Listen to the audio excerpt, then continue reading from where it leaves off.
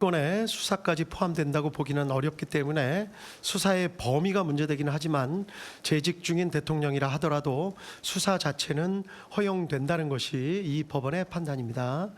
이유는 다음과 같습니다.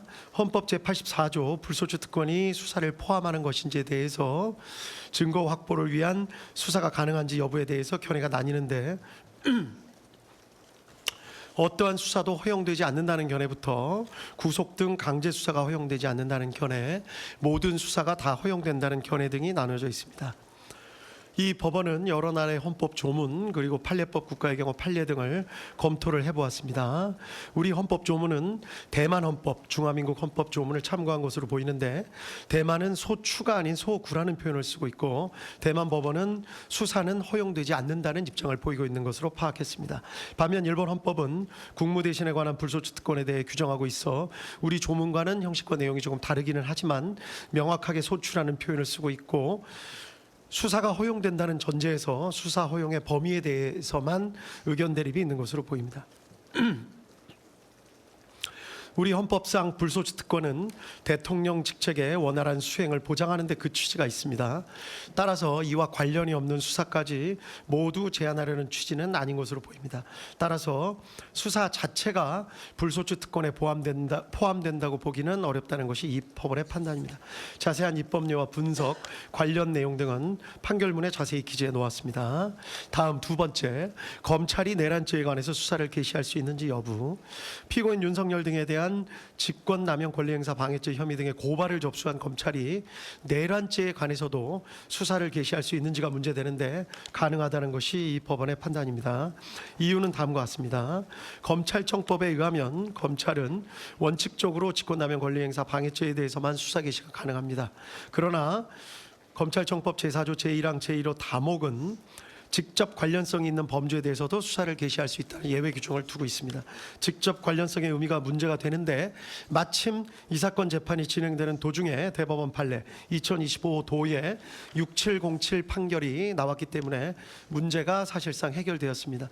판시 취지는 예외 규정의 해석에 있어 문맥상 의미 외에 규범적인 요소도 고려하여야 한다는 취지로 보입니다. 이 사건의 경우에서 고발된 윤석열 피고인에 대한 직권남용 권리행사 방해 혐의 사실을 살펴보면 내란죄와 중간행위나 다른 원인에 매개 없이 연결되고 구체적 개별적 연관관계가 있는 경우에 해당한다고 보입니다. 따라서 그 구속요건 및 내용 등의 직접 관련성이 인정되고 규범적 의미에 있어서도 이를 인정하는 데 장애가 없습니다. 따라서 검찰의 내란죄 수사권은 있다는 것이 이 법원의 판단입니다. 다음 고위공직자범죄수사처 공수처가 내란죄에 관하여 수사를 할 권한이 있는지 여부가 문제됩니다. 결론부터 말씀드리자면 이 부분에 대해서 내란죄에 관해서 수사를 개시할 수 있다는 것이 이 법원의 판단입니다. 이유는 다음과 같습니다. 공수처법에 의하면 공수처도 원칙적으로 직권남용 권리행사 방해죄에 대해서만 수사를 할 수 있을 뿐 고위공직자 등의 내란죄에 대해서는 수사를 할 권한이 없도록 되어 있습니다. 다만 제4조 제1항 제1호 라목이 예외적으로 수사 과정에서 인지한 직접 관련성이 있는 범죄에 대해서는 수사를 할 권한이 있다고 예외 규정을 두고 있습니다. 직접 관련성에 대해서는 앞서 검찰의 수사 개시 권한 부분에서 살펴본 바와 같이 인정됨에 크게 의문이 없습니다. 문제가 되는 것은 검찰청법 규정과 차이가 있는 수사 과정에서 인지한 것인지 여부입니다. 공수처법 규정은 검찰청법 규정과 이 부분의 표현이 다릅니다. 문헌 그대로 공수처가 고위공직자범죄 수사에 착수해서 수사를 진행해 나가는 과정에서 파악하게 된 새로운 범죄만을 의미한다는 것으로 보아야 하고 그것이 공수처의 우선적 수사권을 예외적으로 부여한 법의 취지에 부합하는 해석이라는 견해가 있을 수 있습니다. 애초에 법의 취지에도 부합하고 문헌의 의미에 충실한 해석으로 보이기는 합니다. 위 규정은 통상의 특검법 규정에서 따온 표현으로 보이는데 특검법 등은 처음부터 수사 가능 범위를 명확하게 규정해 놓고 수사를 개시하면서 그 과정에서 인지하게 된 관련 범죄만을 예외적으로 수사할 수 있게 하는 것인 바 공수처법의 위 규정 역시 그러한 취지로 인정되어야 한다는 주장으로 보입니다. 그런데 위 주장에 따르면 결국 공수처가 어떤 고소 고발 사건을 수리했을 때 열거된 죄 중에 공수처가 수사 권한이 없는 범죄가 포함되어 있을 때 무조건 수사권이 있는 경찰로 보내야 한다는 결론에 이르게 되므로 쉽게 받아들이기가 주저됩니다. 나아가 한시적으로 수사 범위를 정해놓고 수사를 개시하는 특검 등과는 달리 공수처는 상설기관으로 설치돼서 계속해서 관련 범죄를 수사하고 실체적 진실을 파악해야 할 일반적 수사기관으로서의 성질도 같이 가지고 있다는 점에 비추어 보더라도 그러합니다. 따라서 그와 같이 일률적으로 제한적 해석을 하지 않고 공수처법의 취지에 반하는 것이 아니라면, 즉 효율적인 수사 경제를 저해하지 않으면서 피해자의 방어권을 어렵게 만드는 결과가 되지 않는다면 수사 과정에서 인지한 죄라는 문헌에 포함된다고 보는 것이 바람직하다고 할 것입니다. 이와 같이 보는 것이 검찰청법의 규정과도 통일적인 해석이 가능하여 실무상으로도 바람직합니다. 그런데 이 사건의 경우는 직접 관련성이 인정되고 규범적 의미에서 살펴보더라도 효율적인 수사에 등의 필요가 크다는 점을 부인할 수가 없습니다. 따라서 이 사건의 경우 내란죄에 관해서도 공수처의 수사권을 인정하는 것이 타당하다는 것이 이 법원의 판단입니다. 한편 피고인 측의 주장은 다음과 같은 측면이 있습니다. 즉 공수처 수사의 실질은 공수처는 내란죄에 대한 수사권이 없음에도 직권남용 권리행사 방해죄에 대한 고발장에 내란죄가 함께 기재되어 있었다는 것을 핑계 삼아서 범죄의 중대성과 법정형을 비교조차 하기 어려운 내란죄를 수사한 것이기 때문에 결국 공수처의 행위는 수사권 범위에 관한 규정을 잠탈해서 수사권을 가지고 있지 않은 내란죄에 대한 수사를 진행하는 것이어서 위법하다, 이런 주장도 포함된 것으로 보입니다. 기록을 살펴보면 위와 같은 의심에 일리가 전혀 없는 것은 아닌 것으로 보입니다.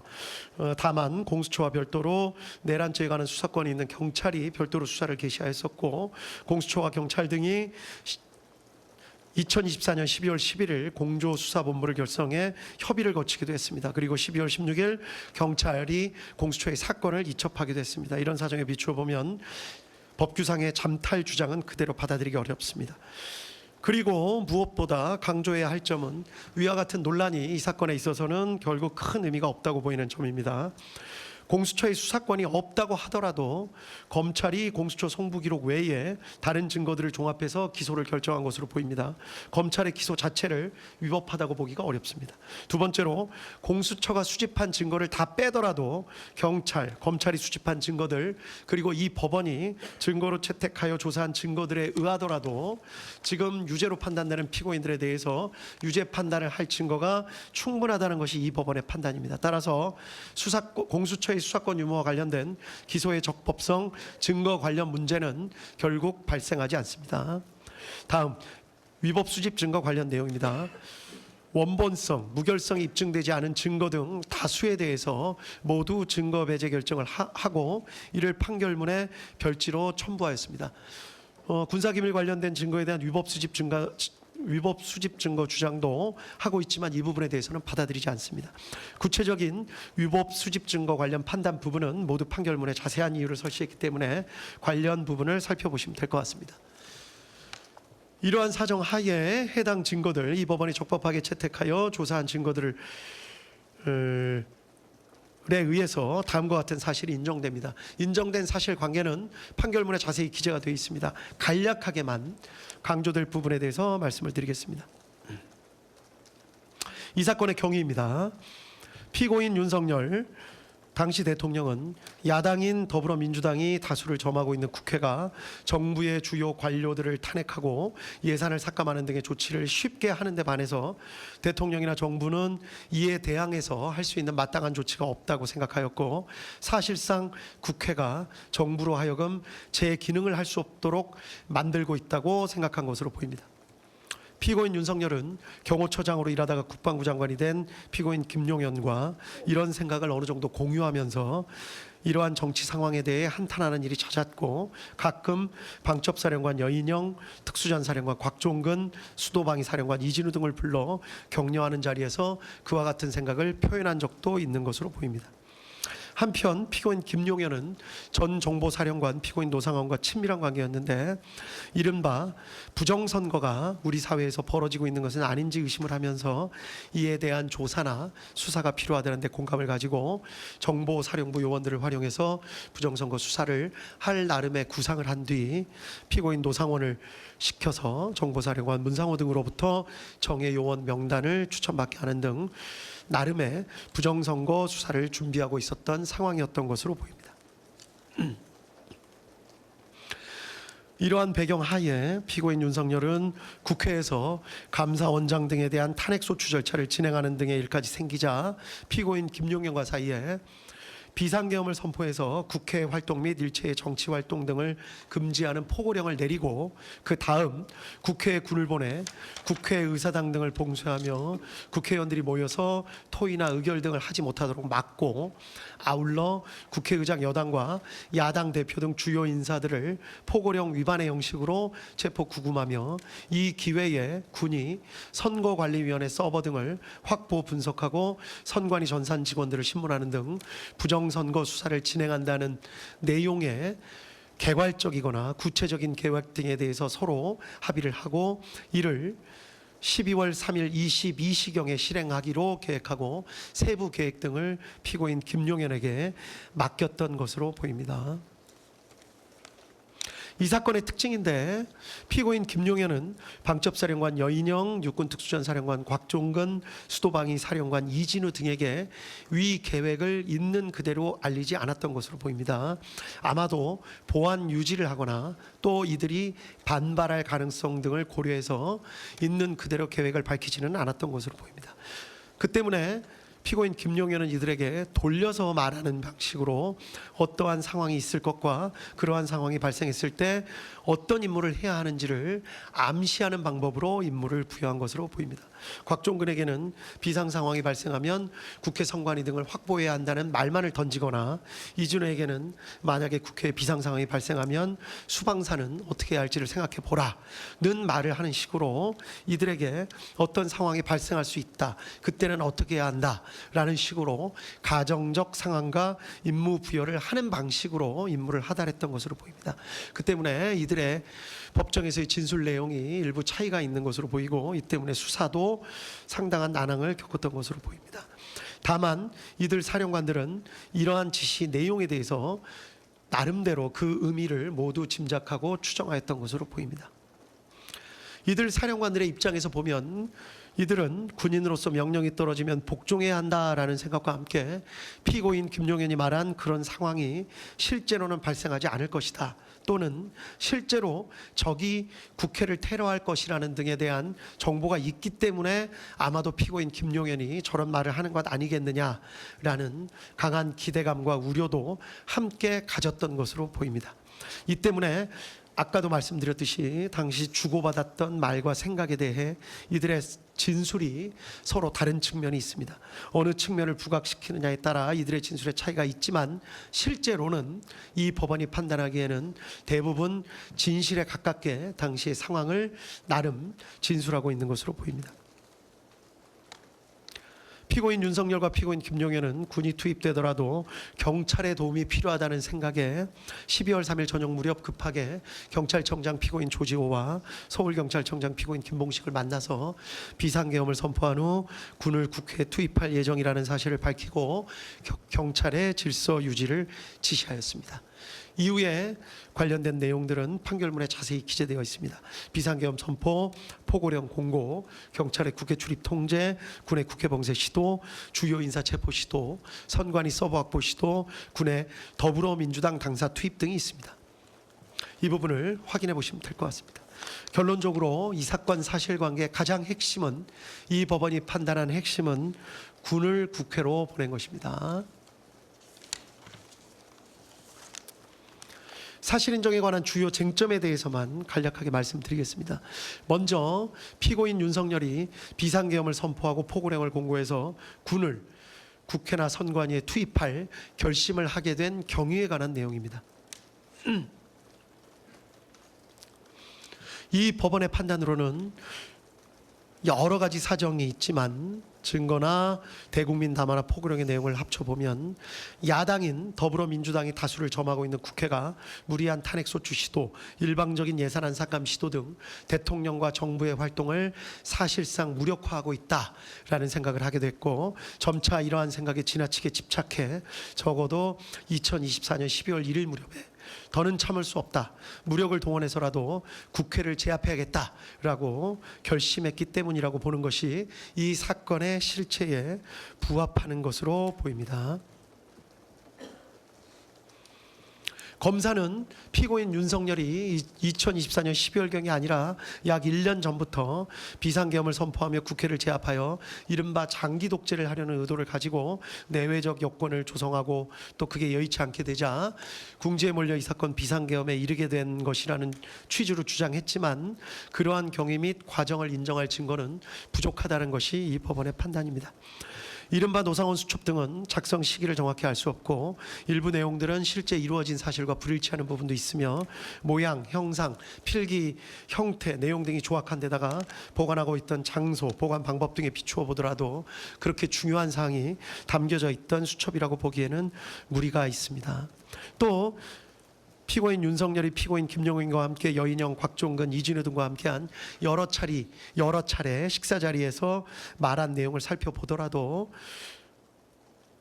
어떠한 의도나 구상, 계획 등을 내비친 것으로 보기에는 무리가 있고, 오히려 단순한 불만이나 격정을 토로하거나 하소연, 답답함 등을 내비친 것으로 볼 여지가 적지 않습니다. 또 이 사건 비상계엄 후 이루어진 각종 조치를 보면 장기간 마음먹고 비상계엄을 선포하였다고 보기에는 지나치게 준비가 허술하고 국회를 무력화시킨 후의 계획 등에 관해 별다른 증거나 자료, 흔적 같은 것도 찾아볼 수가 없습니다. 다음으로 국회에 투입된 병력이 부여받았던 임무의 내용에 대해서 간단하게 살펴보겠습니다. 결론부터 말씀드리자면, 특전사 병력은 처음부터 곽종근으로부터 국회의사당 본관을 봉쇄해서 안에 있는 사람들을 모두 건물 밖으로 나오게 만들고 건물 내부에는 사람들이 들어갈 수 없게 만들라는 임무를 부여받은 것으로 보입니다. 또 수방사 병력은 이진우로부터 일단 국회 경내에 들어가라는 임무를 부여받았고, 수방사령관 이진우는 스스로 국회 경내로 들어간 병력에게 국회의사당 본관 주변을 경계하는 임무를 부여할 계획을 가지고 있었던 사실이 인정됩니다. 그리고 이러한 내용은 모두 피고인 윤석열의 승인하에 피고인 김용현의 구체적인 지시에 따라 이루어진 것으로 평가할 수 있습니다.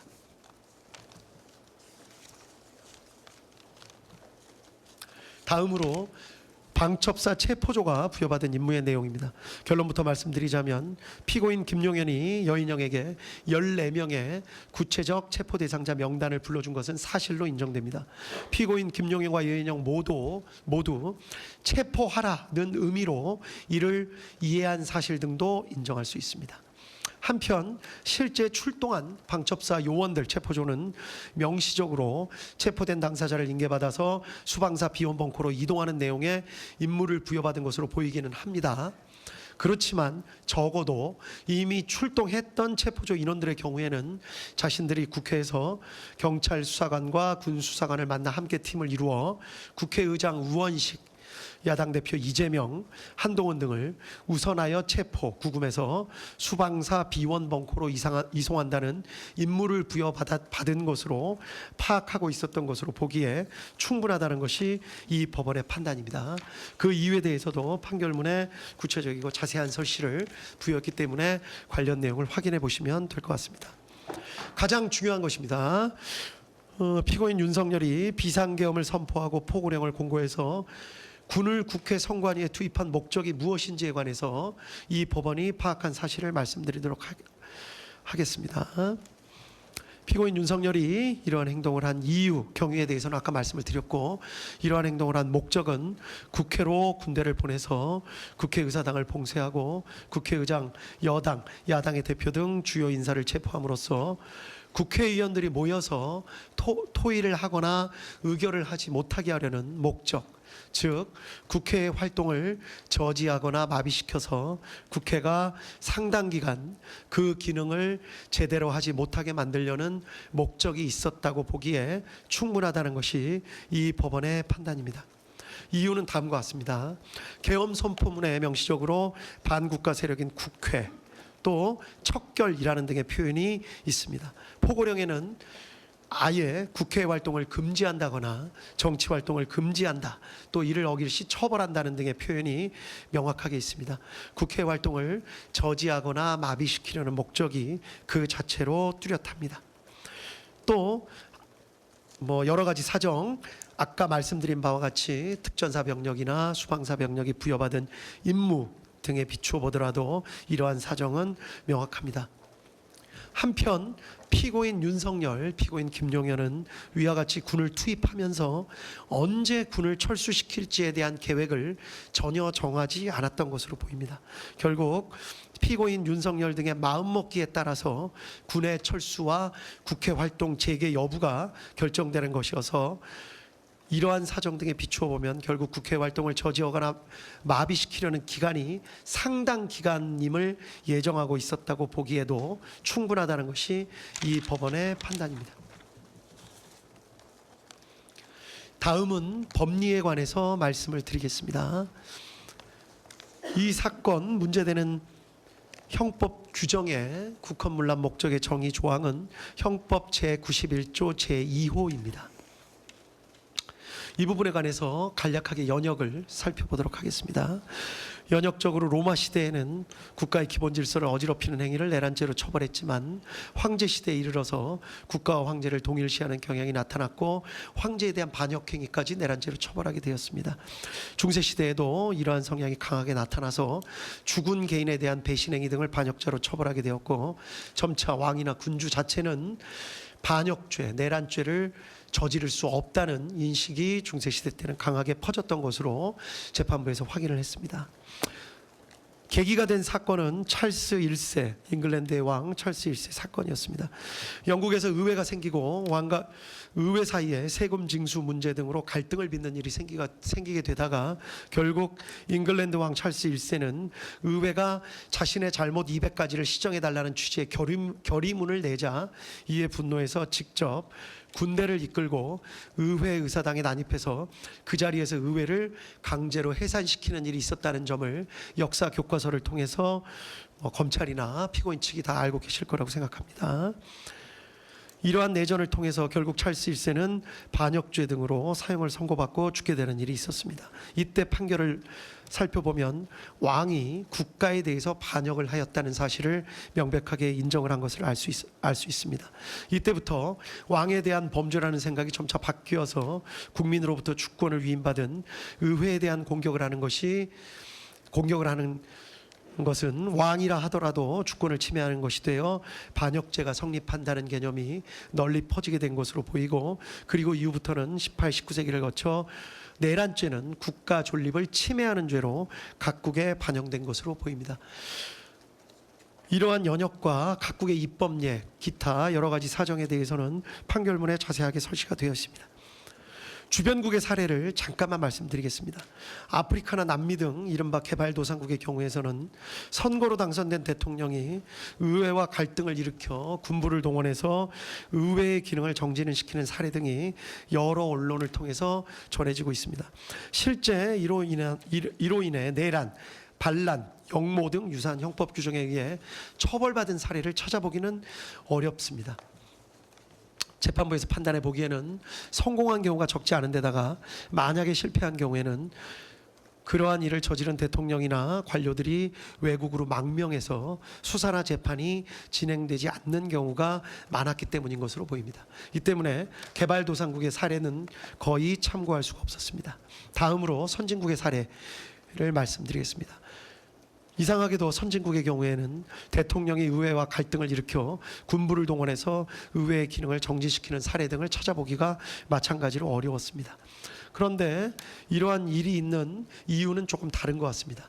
자세한 내용을 살펴보면 선진국에서는 이러한 정도의 갈등까지 가지 않도록 제도적으로 설계를 치밀하고 꼼꼼하게 해놓는 경우가 많기 때문인 것으로 판단했습니다. 의회를 상원, 하원, 양원으로 나누어서 의회가 신중한 판단을 할 수 있도록 하거나 선거에서 의원들의 일정 비율씩만 교체하도록 해서 급격한 의회 구성의 변화를 막거나 임기 내에 의원에 대한 신임을 묻게 하는 중간 투표 등의 제도를 두어서 책임 있는 의정 활동을 하도록 하는 장치 등을 두고 있기도 합니다. 또 상징적인 의미에서 왕을 두고 있는 국가들은 왕이 정부와 의회에 첨예한 갈등의 중재 역할을 하는 경우도 있는 것으로 보입니다. 대통령 등 행정부 수반에게 의회 해상권을 부여해서 갈등을 해결할 수 있는 제도적 장치를 마련해 두는 경우도 있는 것으로 보입니다. 이러한 연역, 다른 나라의 헌법 규정, 판례, 그리고 다른 나라 주변의 사례 등을 종합해서 보면 형법 제91조 제2호의 의미와 대통령이 형법 제91조 제2호의 국헌문란 목적 내란죄를 저지를 수 있다는 사정을 충분히 알 수 있습니다. 대법원은 국헌문란의 목적에 대해서 형법 제91조 제2호 헌법에 의하여 설치된 국가기관을 강압에 의하여 전복 또는 그 권능 행사를 불가능하게 하는 것의 의미에 대해서 권능 행사를 불가능하게 하는 것이란 헌법에 의하여 설치된 국가기관을 제도적으로 영구히 폐지하는 경우뿐만이 아니라 사실상 상당 기간 그 기능을 제대로 할 수 없게 만드는 것을 포함한다고 판시한 바 있습니다.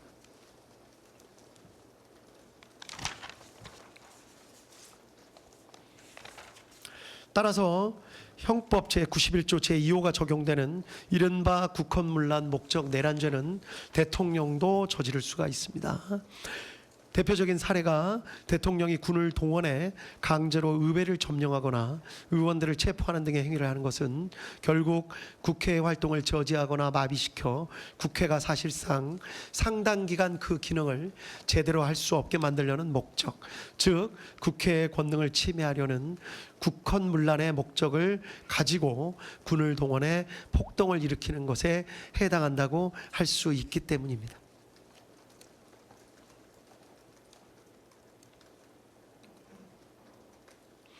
특히 행정부의 수반과 행정부를 견제하는 의회는 자칫 갈등과 긴장관계에 놓이기 쉽고 이 경우 군에 대한 통수권을 가지는 행정부의 수반은 언제든지 군을 동원해 의회의 기능을 제대로 행사하지 못하게 만듦으로써 방해 없이 행정부의 정책 추진을 밀고 나가려는 강한 유혹에 빠지기 쉽습니다.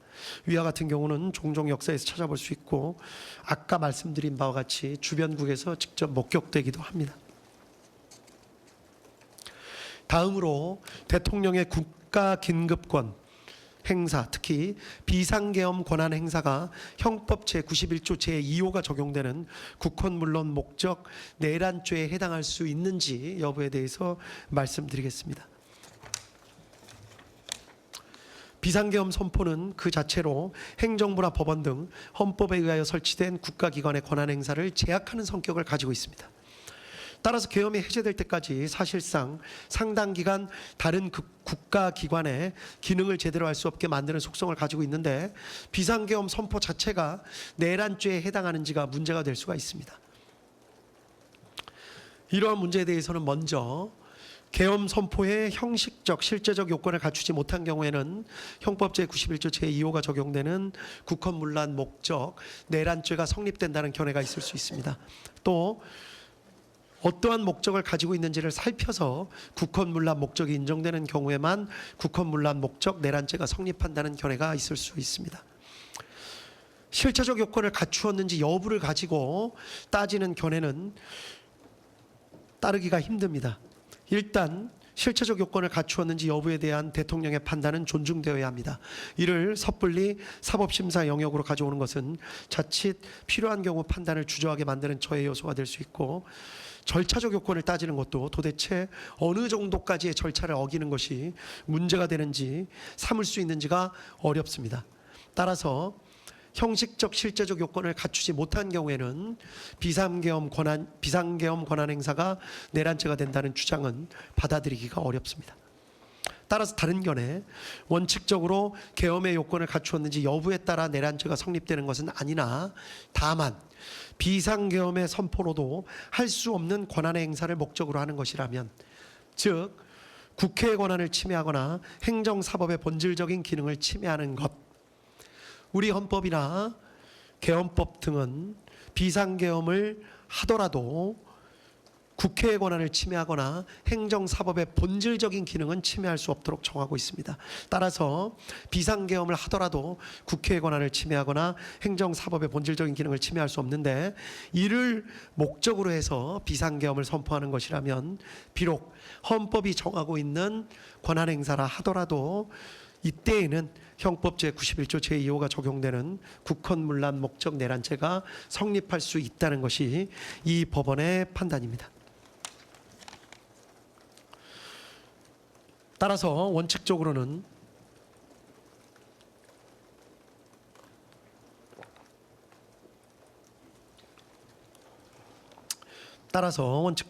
대통령의 비상계엄 선포 자체는 내란죄에 해당할 수 없습니다. 사법심사의 대상이 된다고 보기도 어렵습니다.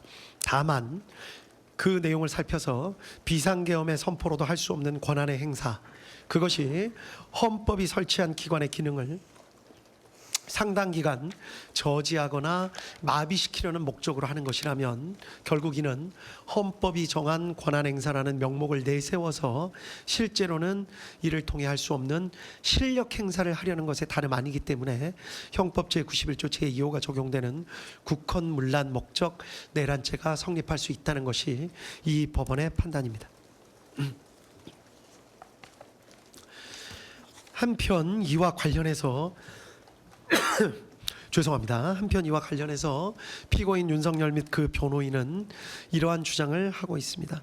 이 사건 비상계엄 선포 등에 이르게 된 목적은 사사건건 무리한 탄핵과 예산 삭감 등 정부의 발목을 잡아 반국가 세력이나 다름없게 되어버린 국회에 대한 국가 위기 상황을 타개하고 자유민주주의 체제를 수호하기 위한 것이었기 때문에 그러한 목적 하에 이루어진 이 사건 비상계엄은 국헌문란 목적 내란죄가 될 수 없다고 주장합니다. 그러나 이 법원의 판단으로는 이는 어떤 일을 행한 동기나 이유, 명분과 그 목적을 혼동하여 하는 주장으로 보입니다. 국가 위기 상황이라고 판단하고 이를 바로잡고 싶어 했던 것은 그 정당성 여부에 관한 판단은 변론으로 하더라도 동기나 이유, 명분에 불과할 뿐이지 이를 군을 국회에 보내는 등의 목적이라고 볼 수는 없습니다. 위와 같은 동기나 이유 때문에 피고인 윤석열, 피고인 김용현이 군대를 보내 국회를 봉쇄함으로써 국회의 활동을 상당 기간 저지하거나 마비시켜 국회의 기능을 제대로 할 수 없게 만들려는 목적을 가지게 되었던 것이고, 그 목적을 이루기 위한 수단으로 비상계엄, 병력 출동 및 국회 봉쇄 시도 등의 행위에 나아간 잘못을 저지른 것은 명백하게 구분되어야 합니다. 성경을 읽는다는 이유로 촛불을 훔칠 수는 없습니다. 다음으로 공범의 성립 기준입니다. 비상계엄 권한 행사가 형법 제91조 제2호가 적용되는 국헌문란 목적 내란죄에 해당하는 경우 어떤 경우에 공범이 성립될 수 있는지, 이때의 공범은 구속 요건에 맞추어 집합범으로서의 내란범이 성립되는지를 말씀드리는 것입니다. 이 법원의 판단을 먼저 말씀드리면, 폭동에 관여한 사실만 인정되어서는 안 되고 국헌문란의 목적에 대해서 인식, 공유한 사실까지 인정되어야만 공범, 즉 집합범으로서의 내란범이 되고, 그러한 집합범으로서의 내란범이 성립되어야만 이후 그 역할에 따라 내란 우두머리, 내란 중요 임무 종사 등으로 나누어 처벌할 수 있다는 것이 이 법원의 판단입니다. 이유는 다음과 같습니다. 내란죄는 집합범으로서 일정 규모 이상의 다수가 결합하여 함께 저지르는 범죄입니다. 대통령의 국헌문란 목적 내란죄에 있어서 폭동에 관여하였다고 하더라도 그것만으로는 집합범으로서의 내란죄를 저질렀다고 섣불리 인정할 수는 없습니다. 특히 내란죄의 폭동은 최광의의 폭행 협박을 의미하는 것이어서 일체의 유형력 행사가 다 포함되는 것인데, 비상계엄의 선포, 이 경우에 비상계엄의 선포 자체도 어느 정도 유형력의 행사로 볼 여지가 많기 때문에 그러한 행위에 일부 관여했다고 해서 이를 바로 집합범으로서의 내란죄에 해당한다고 포섭하는 것은 죄형 법정주의 원칙에 반하고 구속요건에 맞지 않습니다.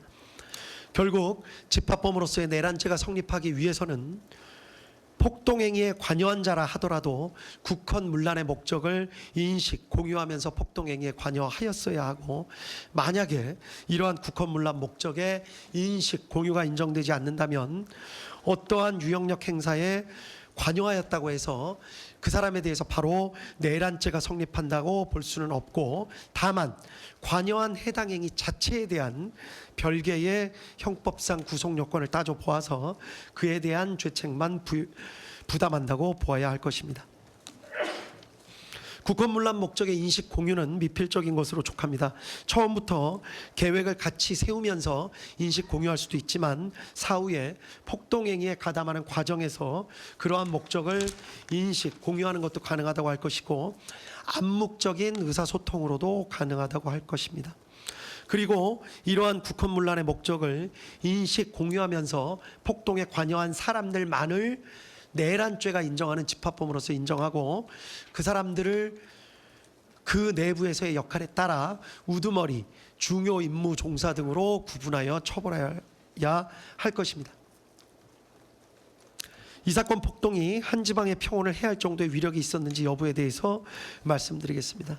이 법원은 이 사건 비상계엄 선포, 포고령의 공고, 국회 봉쇄행위, 국회의원 및 정치인 등 체포조 편성 및 운영, 중앙선관위 등 점거, 서버 반출 및 직원 등 체포 시도 등은 모두 다 합쳐서 그 자체로 폭동행위에 해당한다고 보이고, 이러한 폭동행위는 대한민국 전역, 그렇지 않더라도 국회와 선관위 등이 위치한 서울과 수도권 등의 평온을 해할 정도의 위력이 있었다고 봄이 상당하다고 판단했습니다.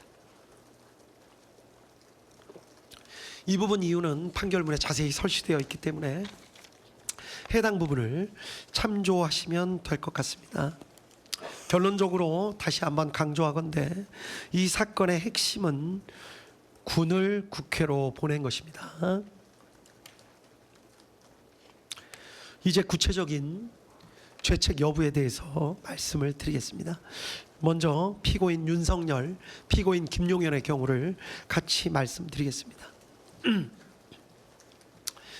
앞서 말씀드린 바로 추정할 수 있듯이 피고인들의 경우에는 형법 제91조 제2호의 국헌문란의 목적이 인정됩니다. 군을 보내 국회를 봉쇄하고 주요 정치인들을 체포하는 등의 방법으로 국회 활동을 저지하거나 마비시켜 국회가 사실상 상당 기간 기능을 제대로 할 수 없게 만들려는 목적을 내심으로 가지고 있었음을 부정하기는 어렵다고 보입니다. 군대를 보내서 폭동을 일으킨 사실도 인정됩니다. 폭동이란 최광의의 폭행이나 협박입니다.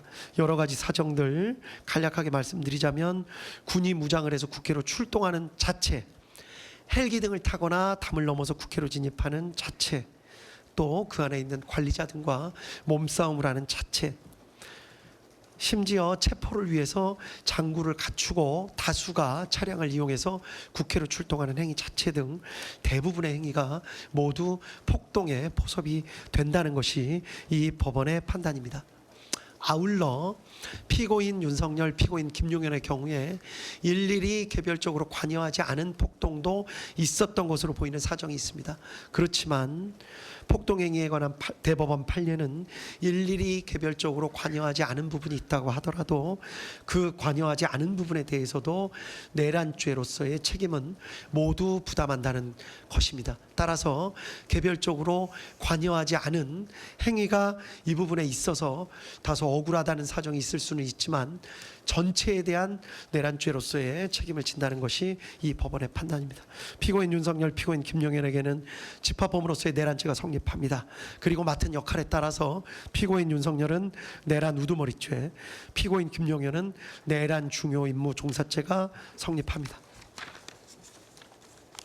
다음 피고인 조지호, 피고인 김봉식에 대해서 살펴봅니다. 피고인 조지호, 피고인 김봉식은 비상계엄 선포 전 피고인 윤석열 등으로부터 비상계엄을 선포해 군을 국회에 투입할 예정이라는 사실을 직접 통보받았고, 이에 대해서 경찰의 질서 유지를 부탁한다는 지시까지도 받았습니다. 게다가 피고인 조지호는 여인영으로부터 별도로 군이 주요 정치인들을 체포하려 한다는 사정까지 들어서 알고 있었습니다.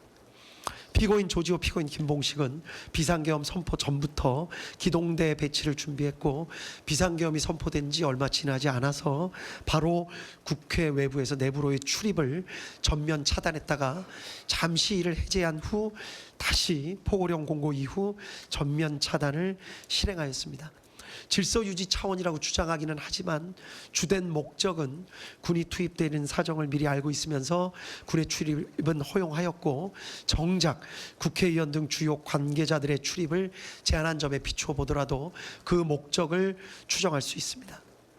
이러한 사정들을 종합해 보면 피고인 조지호, 피고인 김봉식은 비록 처음부터 계획에 관여하고 설계했던 것은 아니지만 국헌문란의 목적, 즉 피고인 윤석열과 피고인 김용현이 군을 보내 국회를 봉쇄하고 주요 정치인들을 체포하는 등의 방법으로 국회 활동을 저지하거나 마비시켜 국회가 사실상 상당 기간 그 기능을 제대로 할 수 없게 만들려는 목적을 가지고 있다는 사실을 인식, 공유했다고 보기에 충분하고, 이에 따라 위 폭동행위에 가담한 것으로 평가할 수 있습니다.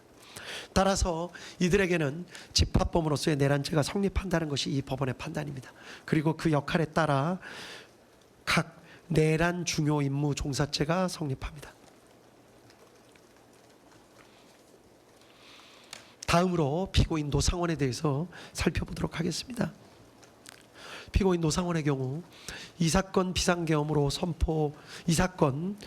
비상계엄 선포로 인한 비상계엄 상황이 적어도 일정 기간 지속될 것으로 예상 전제하였다는 사정을 알 수 있습니다. 그러한 사정하에서 본인의 계엄 사무 수행을 준비했고, 특히 애초에 계획했던 것과 달리 국회가 신속히 비상계엄에 대한 계엄 해제 요구안을 가결하자 피고인 김용현과 전화통화를 하면서 대책을 논의했던 사정까지도 엿보입니다. 정보사령관까지 역임했고, 국방부 장관인 피고인 김용현과 이 사건 비상계엄에 대해서 상당히 구체적으로 논의했던 것으로 보이는 사정, 그리고 본인이 주축이 되는 제2수사단의 계엄사무 수행에 있어서 군인을 투입시키려고 했던 사정 등까지 종합해보면 피고인 노상원은 적어도 이 사건 비상계엄 선포 후 군이 국회에 출동해서 상당 기간 국회 활동을 방해하거나 적어도 계엄 해제 요구권을 무력화시키는 등 상당 기간 저지할 것을 예상했던 것으로 볼 수 있다는 것이 이 법원의 판단입니다. 따라서 피고인 노상원도 국헌문란 목적을 인식 공유하면서 폭동행위에 가담한 것으로 평가할 수 있다고 보입니다. 따라서 집합범으로서의 내란죄가 성립하고, 그 역할에 따라 내란 중요 임무 종사죄가 성립합니다. 다음 피고인 목현태에 대해서 살펴보도록 하겠습니다. 피고인 목현태는 국회 경비대장으로서 처음부터 국헌문란의 목적을 인식 공유한 것으로는 보이지 않습니다. 여러 가지 사정을 살펴보면 피고인 목현태에 대해서는 이 재판부가 수차에 걸쳐서 피고인 목현태에 관한 여러 가지 사정이나 사실관계를 다시 한번 살펴보고 또 논의를 해보았으며, 피고인 목현태에게 혹시 억울한 사정이나 기타 달리 볼 수 있는 사정이 있지 않은가 하고 여러 차례 토의와 논의를 해보았습니다. 그러나 아쉽지만 다음과 같은 사정에 비추어 보면 피고인 목현태에게도 집합범으로서의 내란죄가 인정된다고 볼 수밖에 없다는 것이 이 법원의 판단입니다. 피고인 목현태는 국회경비대장으로서 처음부터 국헌문란 목적을 인식 공유한 것으로는 보이지 않지만 국회의원 등의 출입을 차단하라는 지시를 받고 그대로 이행하면서 심지어 국회 사무처 관계자들로부터 명시적인 항의를 받기도 했고 직접 군의 출입이 허용되는 사정까지 목격하면서도 계속해서 국회의원 등의 출입을 차단하는 행위에 가담했습니다. 미필적으로나마 자신들이 하는 행위가 국회 활동을 저지하거나 마비시키는 행동이 될 수 있다는 사정을 알았던 것을 부인하기는 어렵다고 판단이 됩니다. 따라서 피고인 목현태에게도 집합범으로서의 내란죄가 성립하고 역할에 따라 내란 중요 임무 종사죄가 성립한다는 것이 이 법원의 판단입니다. 다음 피고인 김용군에 대해서 살펴봅니다. 검사는 피고인 김용군이 피고인 노상원의 정보사령부 병력 선관위 과천청사 투입 및 부정선거 수사 계획에 공모 가담하였다고 기소를 하였습니다. 결론부터 말씀드리면 피고인 김용군의 경우에는 공소 사실과 같이 피고인 노상원의 계획에 공모 가담한 사실 자체를 인정할 증거가 부족하다는 것이 이 법원의 판단입니다. 따라서 피고인 김용군은 집합범으로서의 내란죄 성립 여부를 따질 필요 없이 그 자체로 범죄가 성립한다고 볼 증거가 부족합니다.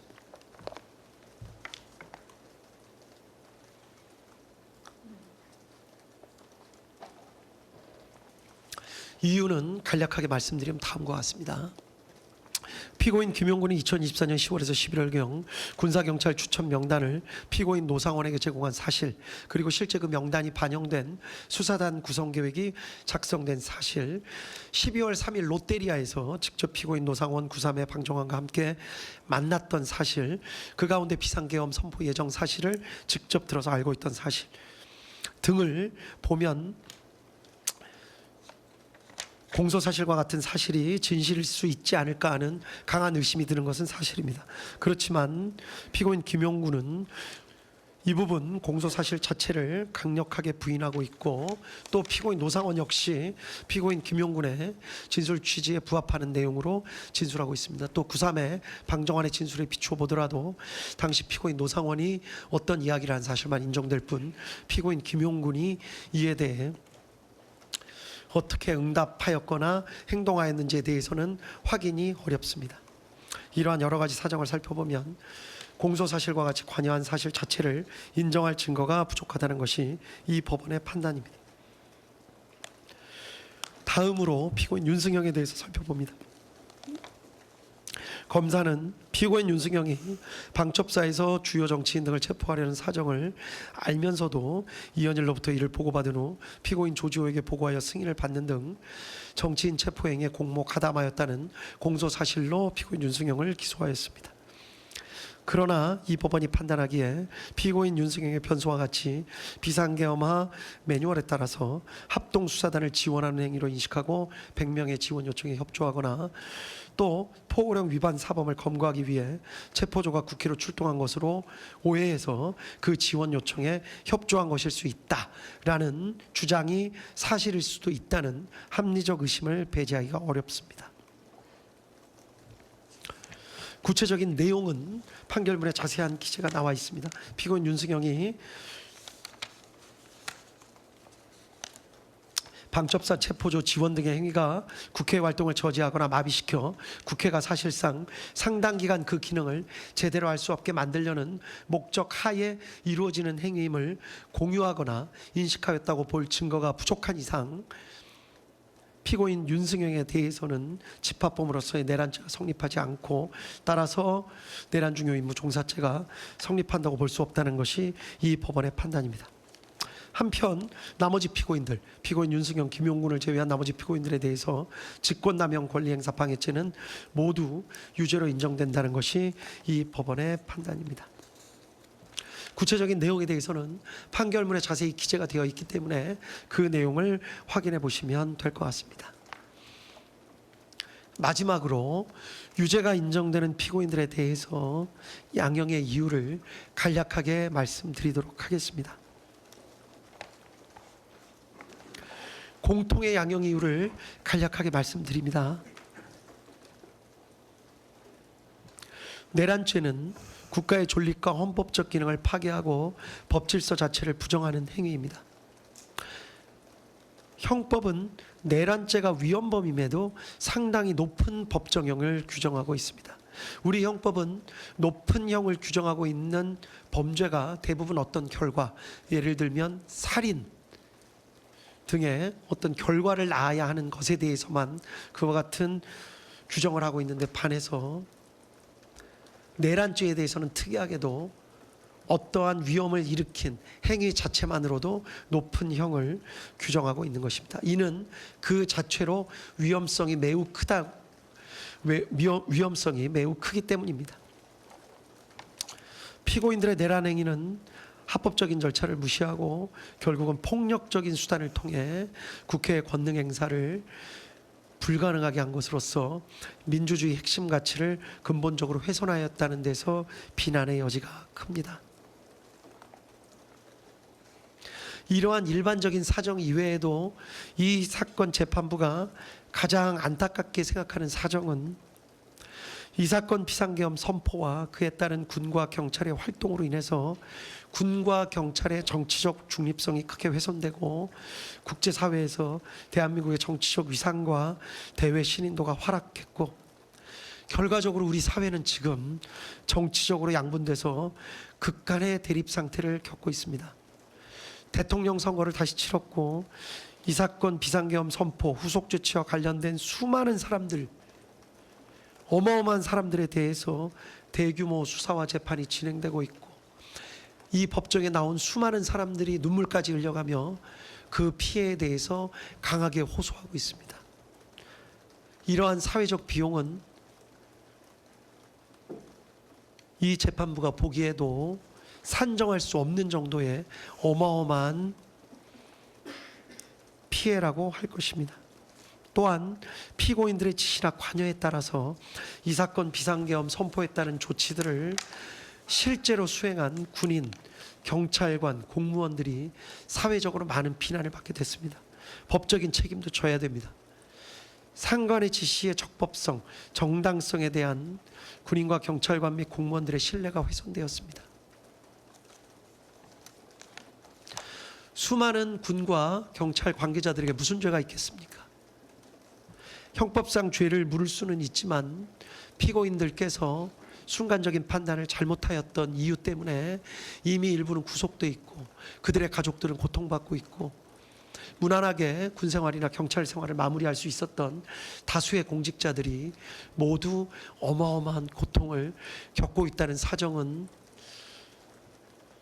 우리 사회에 큰 아픔이 될 것 같고 지금 진행되고 있는 여러 사정을 살펴보더라도 그러한 상황은 앞으로도 상당 기간 진행될 것으로 보입니다. 이러한 사정에 있어서도 이 법원은 피고인들의 일반적인 양형 사유로 참작할 수밖에 없었습니다. 다음 개별적인 양형 사유에 대해서 말씀드리겠습니다. 먼저 윤석열 피고인에 대해서입니다. 범행을 직접 주도적으로 계획했고 다수의 많은 사람들을 범행에 관여시켰습니다. 비상계엄으로 인해서 막대한 사회적 비용이 초래됐고 피고인이 그 부분에 대해서 사과의 뜻을 내비치는 모습을 찾아보기 힘듭니다. 또 이 사건 재판이 진행되는 과정에 별다른 사정 없이 출석을 거부하기도 했습니다. 다만 아주 치밀하게 계획을 세운 것으로 보이지는 않습니다. 물리력의 행사를 최대한 자제시키려 했던 사정도 보입니다. 실탄 소지나 직접적인 물리력, 폭력을 행사한 예는 거의 찾아보기 어려웠습니다. 대부분의 계획이 실패로 돌아갔고 이 사건 범행 이전에 아무런 범죄 전력이 없고 장기간 공무원으로 봉직해왔으며 현재 65세의 비교적 고령입니다. 다음 김용현 피고인입니다. 이 사건 비상계엄을 주도적으로 준비했고 군의 국회, 선관위, 여론조사 꽃, 더불어민주당사 출동 등을 사전에 계획했으며 독단적으로 부정선거 수사를 진행하려는 별도의 계획을 마련하기도 했던 것으로 보입니다. 피고인 윤석열의 비이성적 결심을 옆에서 조장한 측면이 있는 것으로도 보입니다.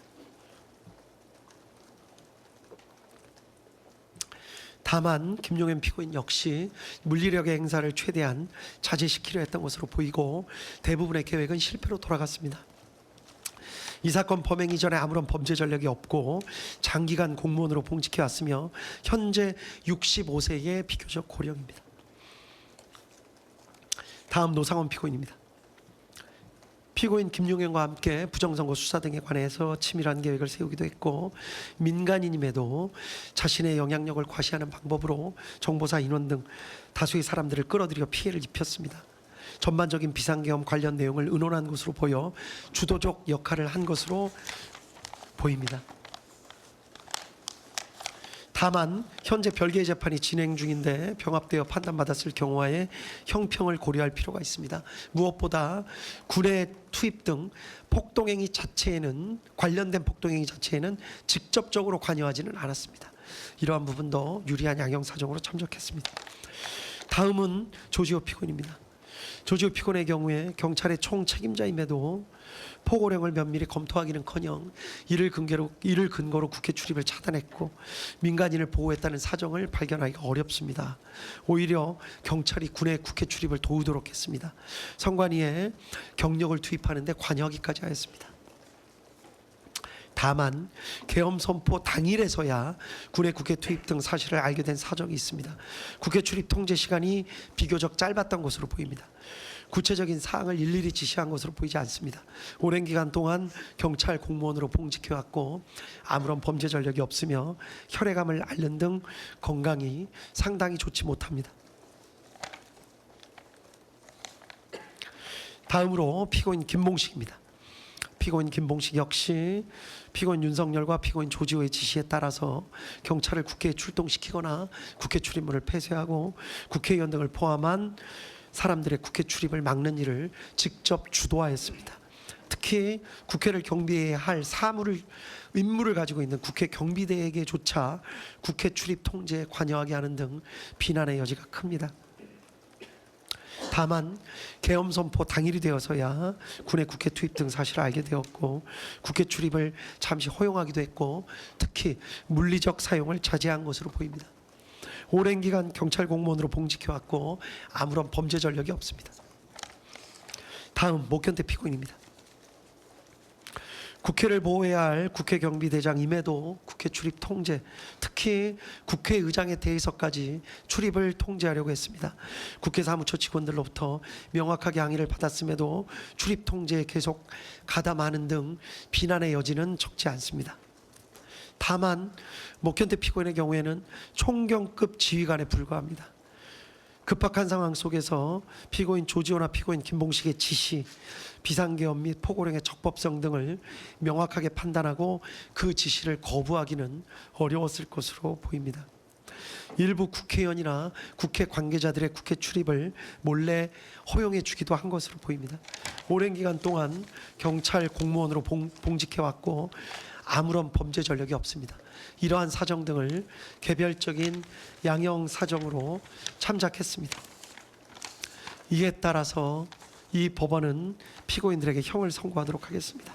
피고인들 모두 자리에서 잠깐만 일어나 주십시오.